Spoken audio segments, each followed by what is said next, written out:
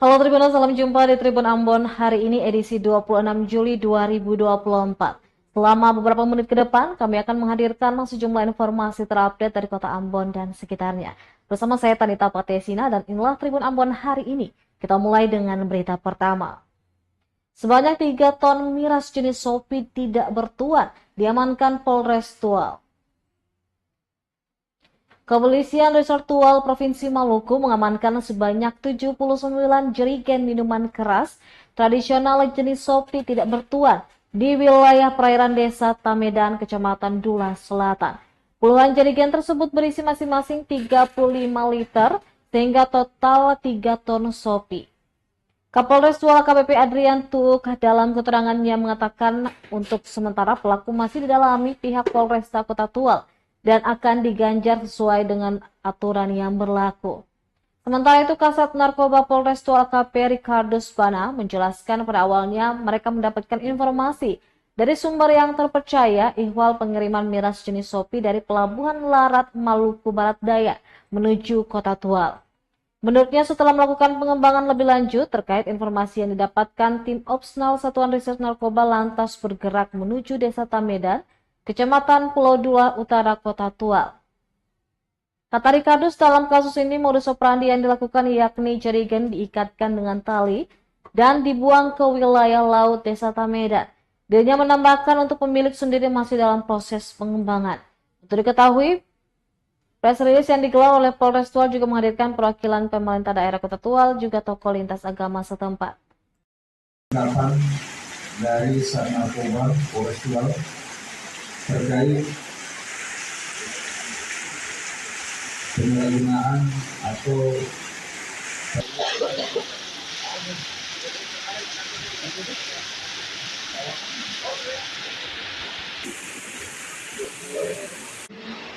dengan modus yang tadi saya sudah sampaikan, itu setelah kami tampil dari sumber yang terpercaya. Saya tidak. Partai Demokrat rekomendasi Agus Rimase dan Novan Lim maju Pilwakot Kota Ambon. Dewan Pimpinan Pusat Partai Demokrat memberikan rekomendasi kepada Agus Rimase dan Novan Lim selaku bakal calon wali kota dan wakil wali kota Ambon pada perhelatan Pilwakot 2024. Rekomendasi itu diserahkan langsung oleh Ketua Umum DPP Partai Demokrat Agus Harimurti Yudhoyono Kamis 25 Juli 2024 di Jakarta. Dalam surat keputusan nomor 91 garing SK Pilkada garing DPP titik PD garing 7 garing 2024 menginstruksikan untuk pasangan tersebut segera mendaftar sebagai bakal calon wali kota dan wakil wali kota Ambon periode 2024-2029 yang akan berlangsung pada 27 November 2024 mendatang.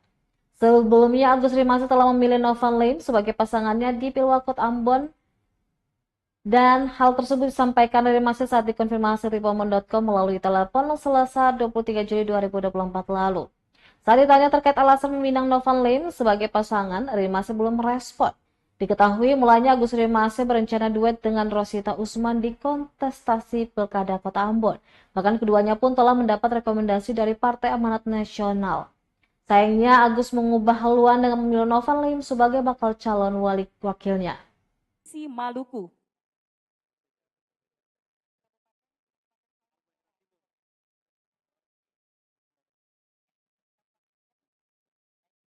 Ya, baik. Terima kasih Bapak-Bapak sekalian. Baik, selanjutnya kita beralih ke Provinsi Maluku Utara. Kita panggilkan calon Bupati dan calon Wakil Wali Kota Kota Ambon, Provinsi Maluku.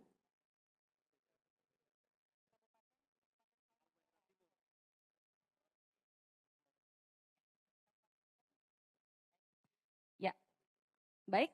Terima kasih Bapak-Bapak sekalian.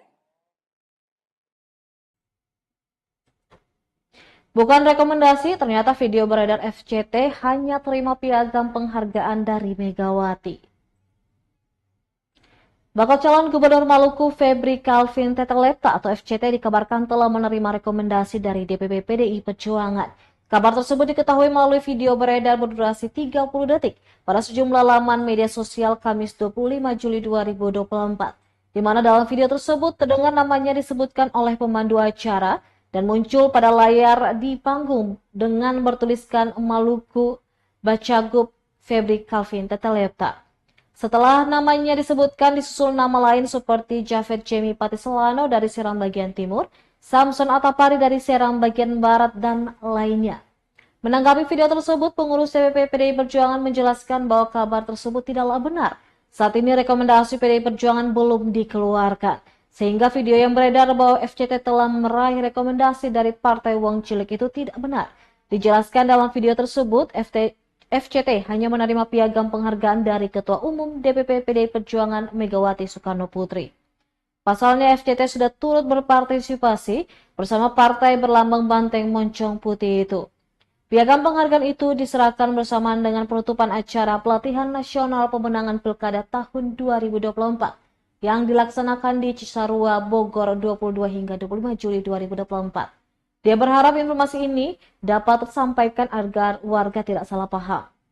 Halmahera Tengah, Muna Barat, Laode Baruni, Gu, Erwin Baraba, Sopeng, Makarema MSE, Maluku, Febri Calvin Telepeta,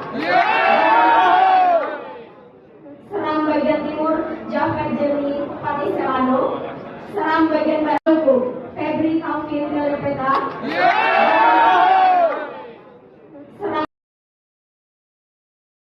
Minta muka singgah apa, Bang?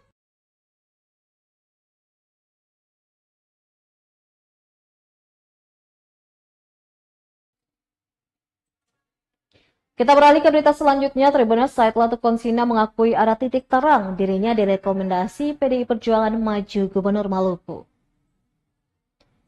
Komandan Pangkalan Utama TNI Angkatan Laut dan Lantamal 9 Ambon, Brigjen TNI Said Latuk Konsina mengaku telah melihat adanya titik terang untuk dirinya direkomendasi sebagai bakal calon Gubernur Maluku dari PDI Perjuangan. Hal itu disampaikan saat putra terbaik asal negeri Pelau Maluku Tengah itu menjalankan sosialisasi di Sekretariat DPC PDI Perjuangan Kota Ambon, Kamis 25 Juli 2024. Ia menjelaskan titik terang itu melalui surat tugas yang telah diterimanya untuk menjalankan beberapa syarat yang tertuang di dalamnya, termasuk tahapan sosialisasi hari ini yang telah dijalankan. Dia mengaku saat ini tengah gencar melakukan koordinasi dengan pihak-pihak terkait untuk mendapat restu dari Megawati Soekarno Putri. Dia juga berharap agar ada kader-kader PDI Perjuangan terbaik yang bisa saling bergandengan tangan untuk berpasangan di Pilkada 2024 nanti. Yang ada di Kota Ambon.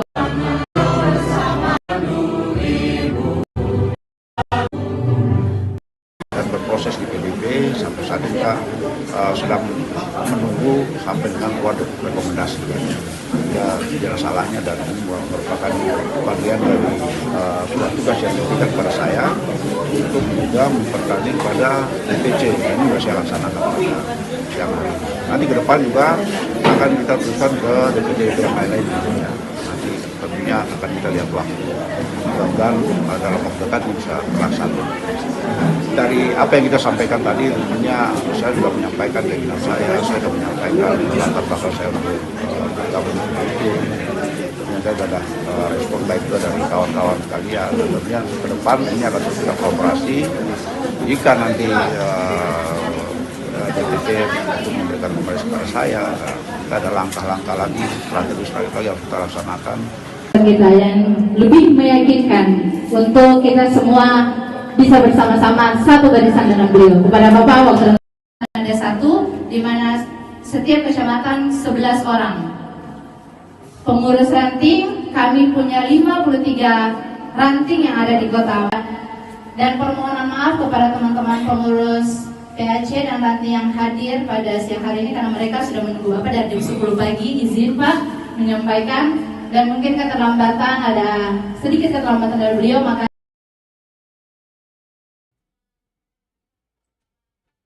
Sebanyak 111 mahasiswa YKN Ambon diwisudakan. Rektor mengatakan SDM handal ini dipersembahkan untuk bangsa dan negara. Sebanyak 111 mahasiswa Institusi Agama Kristen Negeri YKN Ambon diwisudakan pada Jumat 26 Juli 2024. Pembacaan nama, penyematan gelar, dan pemindahan kuncir toga menjadi acara puncak pada sidang Senat Terbuka IAKN Ambon dalam rangka wisuda sarjana dan pasca sarjana periode 1 tahun 2024. Rektor IAKN Ambon Profesor Dr. Yance Rumahuru dalam sambutannya menyampaikan acara wisuda ini merupakan bentuk transformasi dan partisipasi aktif dengan pemerintah dan masyarakat meningkatkan pembangunan bidang agama dalam menjawab tantangan saat ini.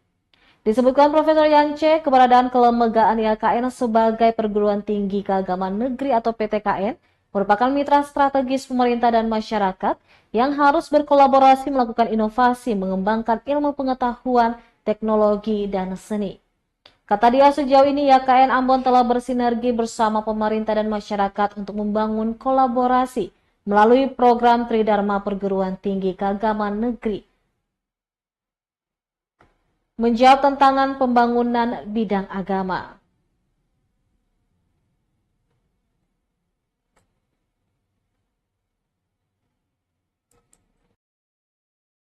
Sarjana Pendidikan IPK 3,90, IPK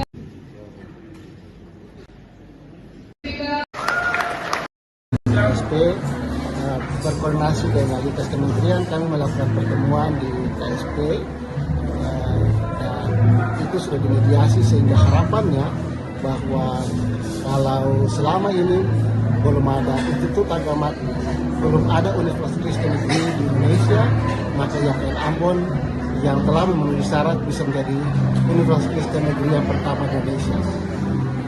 Beberapa tahun ini IAKN bekerja untuk pemenuhan syarat untuk alih status atau perubahan bentuk dari institut ke universitas, dan sesuai dengan PMA 81 2022 itu kami sebetulnya sudah 90%. Tapi berkenan di bulan ini itu terjadi ada perubahan PMA 81 2022 menjadi PMA nomor 13 2024 dengan perubahan bentuk itu sendiri, maka Institut Agama Kristen Negeri Ambon sudah melampaui syarat minimal itu.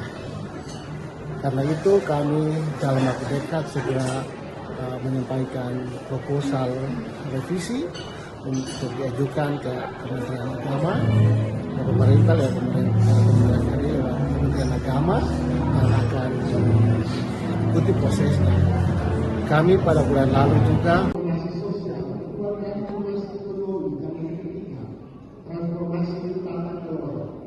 sementara generasi Indonesia emas adalah generasi yang menentukan kesatuan dan kesatuan Indonesia.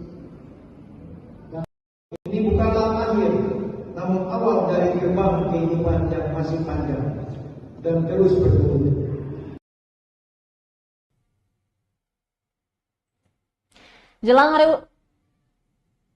Jelang hari ulang tahun ke-79 RI, penjual bendera mulai menjamur di Wadek, Maluku Tenggara.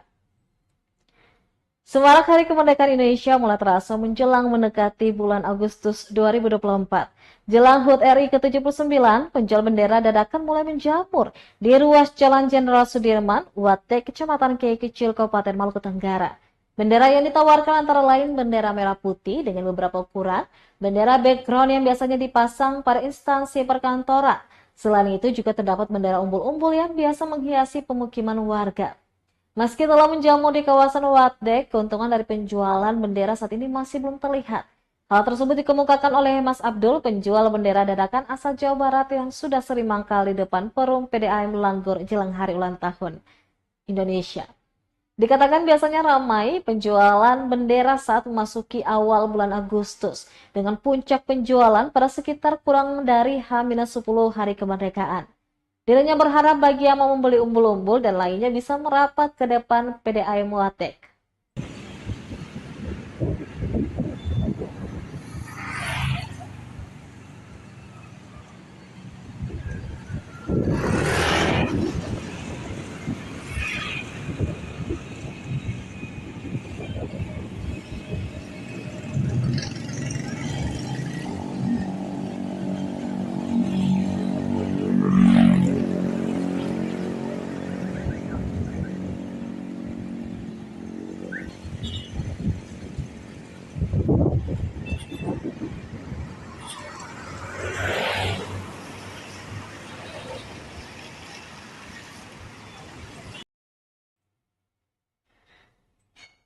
Selanjutnya, Tribuners, harga cabai di Masohi, Maluku Tengah tembus Rp120.000 per kilogram. Harga cabai rawit di Pasar Binaya, Masohi, Maluku Tengah kini tembus Rp120.000 per kilogram. Salah satu pedagang Waida mengatakan harga bumbu dapur yang satu ini terus melonjak naik sejak sepekan terakhir. Menurutnya, harga cabai terus mengalami kenaikan seiring berkurangnya stok yang dipasok dari tingkat petani. Di mana jika sebelumnya ia dan pengecer lainnya bisa mendapatkan 100 kilo per hari, kini hanya bisa kebagian 40 hingga 50 kilogram saja.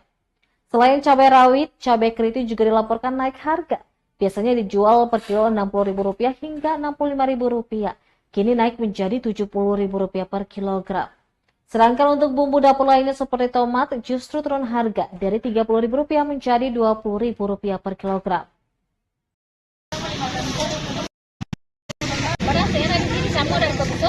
Dari Kebisota. Masuk kosong. Banyak yang masuk dari Kebisota. Stok banyak.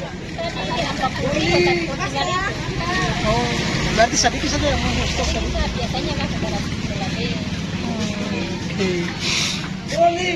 Dari kemarin kah? Dari kapan nih? 100. Satu minggu ini ya? 120. Oke.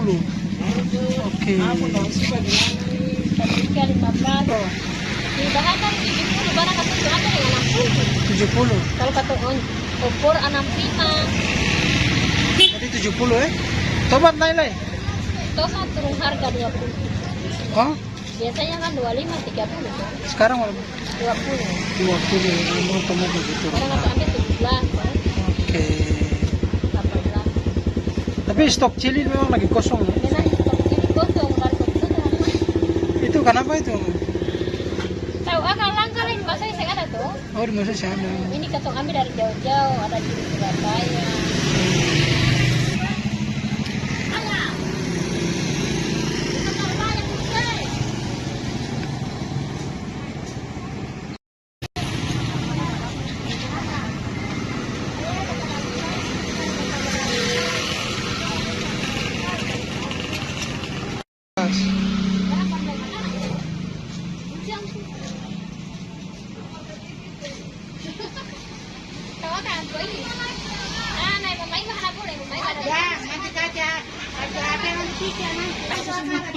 Tanggal 2 ini memang dia tanggal. Yang tanggal. Mostor para apa mostor? Iya, kemarin itu.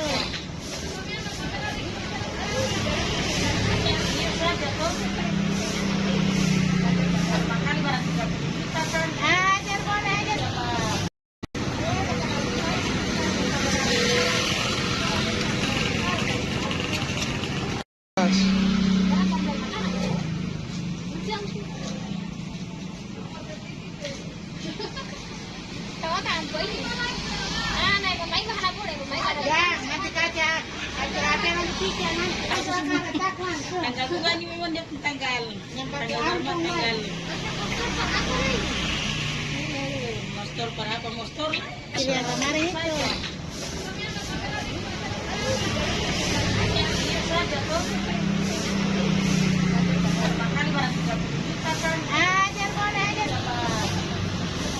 Ibu aja ambil ini ya, bang ini.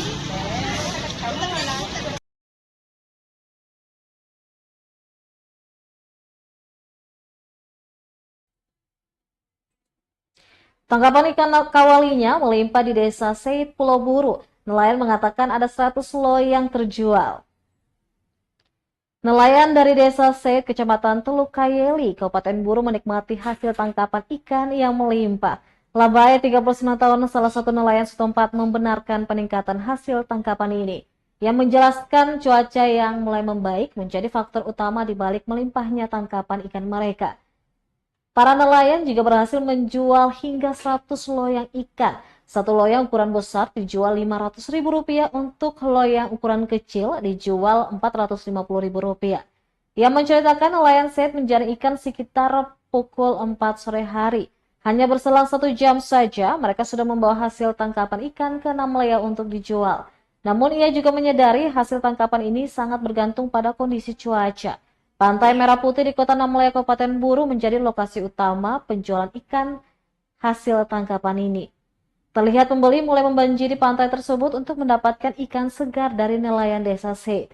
Dengan cuaca yang mendukung dan hasil tangkapan yang melimpah, nelayan Desa Seit berharap kondisi ini dapat terus berlanjut untuk mendukung perekonomian mereka.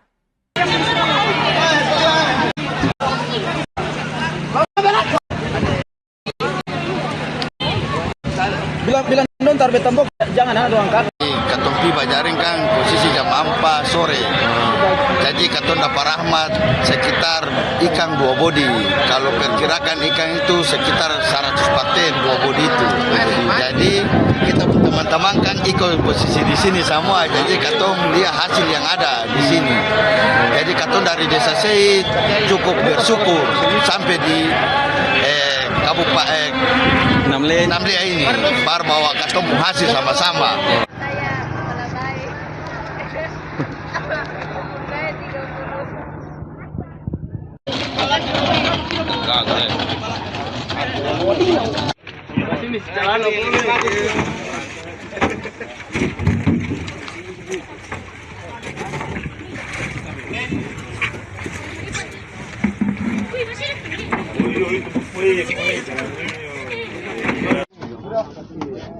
Ini bisa terjadi yang ketiga.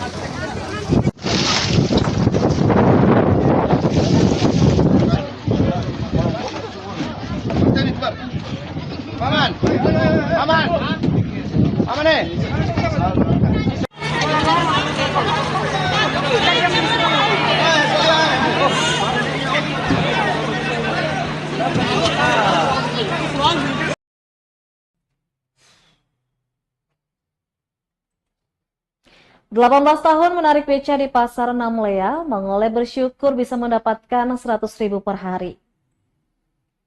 Abdurrahman Mang Oleh, pria berusia 54 tahun, telah menjalani profesi sebagai penarik beca di Pasar Namlea, Kabupaten Buru sejak tahun 2006. Selama 18 tahun, Mang Oleh mengandalkan penghasilan dari becanya untuk menghidupi keluarganya yang terdiri dari 4 orang anak. Setiap hari ia mulai bekerja dari pagi hingga sore hari. Tarif jasa becanya relatif terjangkau, hanya Rp5.000 untuk jarak jauh maupun dekat. Namun penghasilan hariannya bisa mencapai Rp100.000 berkat penumpang langganan yang setia menggunakan jasanya. Mang Oleh mengungkapkan setiap menarik beca memiliki penumpang langganan. Biasanya mereka berasal dari luar Namlea seperti dari Kayeli. Sebelum datang ke Namlea, penumpang langganan ini seringkali sudah menghubungi Mang Oleh untuk memastikan mereka diantar dengan aman dan nyaman. Meskipun hanya mengandalkan beca sebagai sumber penghasilan, Mang Oleh merasa cukup beruntung dan terus berusaha memberikan pelayanan terbaik kepada setiap penumpangnya. Profesi sebagai tukang beca memang tidak mudah, namun Mang Oleh berhasil menunjukkan dedikasi dan kerja kerasnya selama hampir 2 dekade.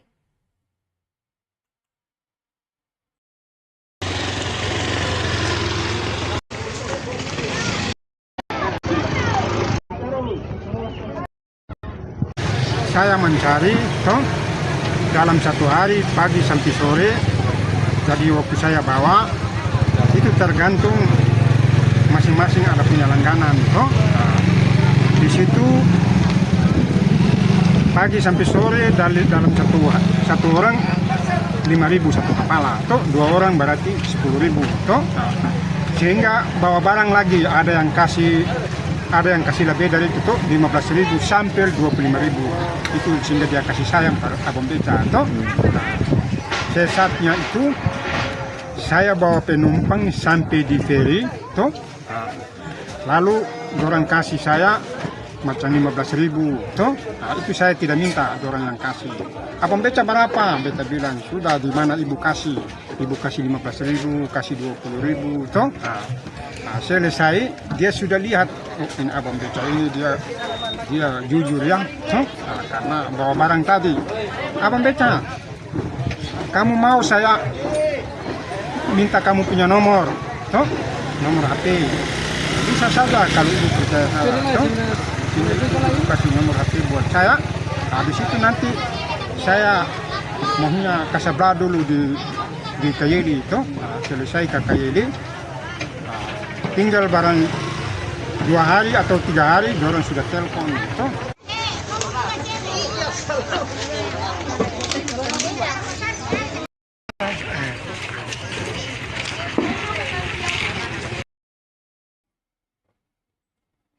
Baik Tribuners, demikianlah Tribun Ambon hari ini edisi 26 Juli 2024. Saya Tanita Patesina beserta kru yang bertugas undur diri. Sampai jumpa lagi dan amatau. Download Tribun X sekarang. Menghadirkan lokal menjadi Indonesia.